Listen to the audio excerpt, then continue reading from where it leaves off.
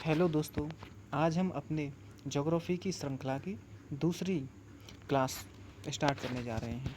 इसमें हम पढ़ेंगे ब्रह्मांड के बारे में। सबसे पहले हम ब्रह्मांड की सामान्य जानकारी पढ़ेंगे, उसके पश्चात ब्रह्मांड की उत्पत्ति के सिद्धांत पढ़ेंगे और नासा के कुछ प्रसिद्ध अभियानों के बारे में अध्ययन करेंगे जिनसे ब्रह्मांड के रहस्यों के बारे में पता चलता है। आइए हम अपनी क्लास स्टार्ट करते हैं। सबसे पहले कुछ टर्मिनोलॉजी समझते हैं। जैसे कि यह संपूर्ण ब्रह्मांड है।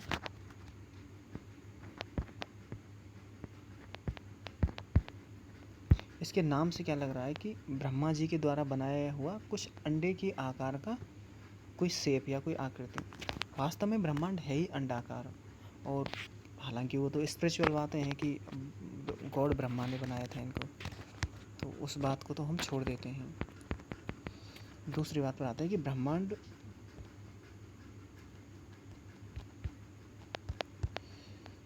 में क्या क्या चीज़ें होती हैं। ब्रह्मांड के अंदर होती हैं गैलेक्सीज।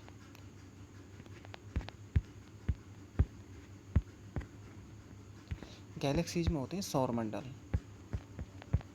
और सौरमंडल में होते हैं ग्रह, पृथ्वी, उपग्रह, ये सब चीज़ें होती हैं। जैसे कि यहाँ पर हम एक चित्र समझ सकते हैं। यहाँ पर है ब्रह्मांड। ब्रह्मांड के अंदर है सुपर क्लस्टर ऑफ गैलेक्सीज। ये सुपर क्लस्टर का मतलब है कि एक अंडाकार आकृति है जिसमें 3 गैलेक्सीज होती हैं, तो वो वाला। इसके अंदर 3 गैलेक्सी हैं तो इसके अंदर गैलेक्सी है। वो गैलेक्सी के अंदर सौरमंडल है, सौरमंडल में तारे, ग्रह, उपग्रह, क्षुद्रग्रह और पृथ्वी है। और फिर हम अपनी पृथ्वी के बारे में अध्ययन करेंगे। अब एक देख लेते हैं ब्रह्मांड है क्या। ब्रह्मांड सूक्ष्मतम धूल कणों से लेकर विशालकाय आकाश गंगाओं के समूह को ब्रह्मांड कहते हैं। ये इसकी एक डेफिनेशन हो सकती है। इसके बाद हम बात करते हैं ब्रह्मांड की उत्पत्ति के सिद्धांत। सबसे पहले जो सिद्धांत है वो है महाविस्फोट सिद्धांत। इसको बिग बैंग थ्योरी कहते हैं और इसको प्रतिपादित किया था जॉर्ज लेमेंथियर जी ने। ये महाविस्फोट सिद्धांत है क्या, इसको थोड़ा समझ लेते हैं। आज से 13.7 अरब वर्ष पहले संपूर्ण ब्रह्मांड एक छोटे से सेंटर में अर्थात केंद्र में इकट्ठा था, और इस केंद्र में अत्यधिक संकेंद्रण के कारण एक विस्फोट होता है, और उस विस्फोट के परिणाम स्वरूप संपूर्ण मटेरियल, उस छोटे से गेंद का संपूर्ण मटेरियल इस ब्रह्मांड का निर्माण करता है। इसके लिए हम एक चित्र देखते हैं, उससे और अच्छा समझ में आएगा। ये चित्र देखें। यहाँ पर ये सेंटर है, गेंद है जो 13.7 अरब वर्ष पहले थी। इसमें अत्यधिक संकेंद्रण से विस्फोट हुआ तो ऐसे मैटर निकला।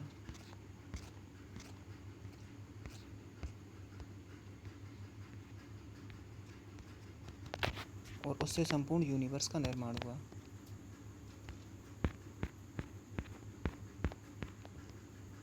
तो ये था महाविस्फोट सिद्धांत। ये बता रहा है कि संपूर्ण ब्रह्मांड का निर्माण किस प्रकार हुआ है। यहाँ पे एक टर्मिनोलॉजी है MAP। इसकी फुल फॉर्म है माइक्रोवेव एन्ट्रोपी प्रूव। ये क्या है, नासा का एक अभियान है जो ब्रह्मांड के रहस्यों को जानने के लिए उन्होंने छोड़ा है। तो ये एक बेसिकली यान है ये। इसके अलावा एक टर्मिनोलॉजी है एडविन हब्बल। इसको हम समझते हैं थोड़ा सा एक चित्र के माध्यम से। 1990 में नासा के द्वारा एक अभियान प्रारंभ किया गया था, उसका नाम था महान वेधशाला कार्यक्रम। उसके तहत अगले 13 वर्षों में नासा के द्वारा 4 टेलीस्कोप लॉन्च किए गए। Hubble space telescope, Compton gamma किरण वेधशाला, चंद्रा X वेधशाला और स्पित्जर अंतरिक्ष वेधशाला।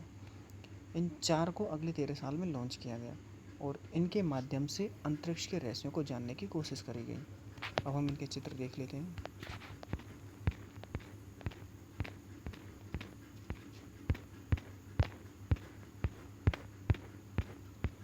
यह है हब्बल स्पेस टेलीस्कोप। हाँ, ये भी हब्बल स्पेस टेलीस्कोप ही है। ये सेकंड वाले का चित्र है।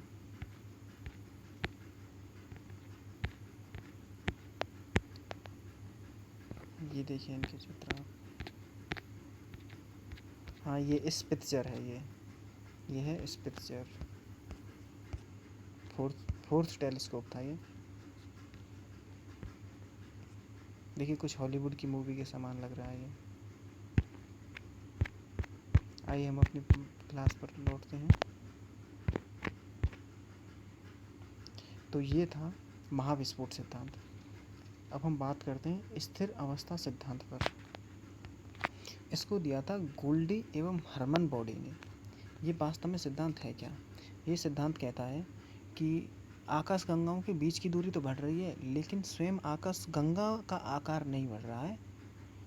तो बेसिकली यही सिद्धांत है, स्थिर अवस्था सिद्धांत।